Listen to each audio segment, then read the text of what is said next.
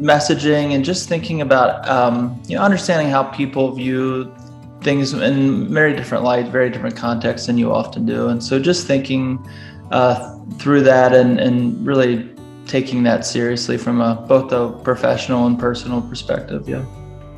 The importance of communications and the diverse viewpoints, even though you may be excited about certain points, I think not everybody has the same wavelength.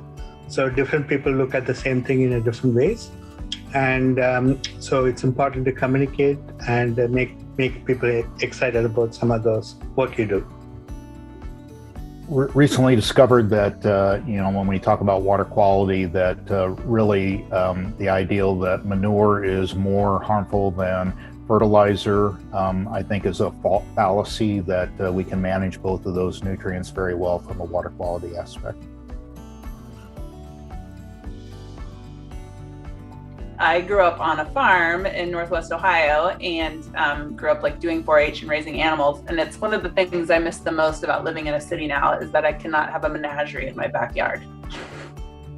That I've lived in 7 states. I've moved around a lot. Well, in a former life, I was a United States Marine. I served 6 years as a reservist in undergrad. A lot of people don't realize that I'm actually from Missouri. I have been in Ohio for most of my career, but actually hailed back to Missouri.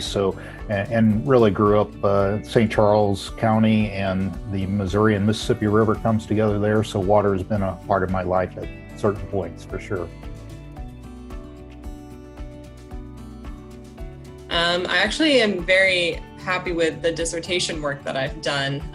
I study farmers, and I'm trying to increase adoption of conservation practices on their lands, but been very excited about some of the work that's come from that.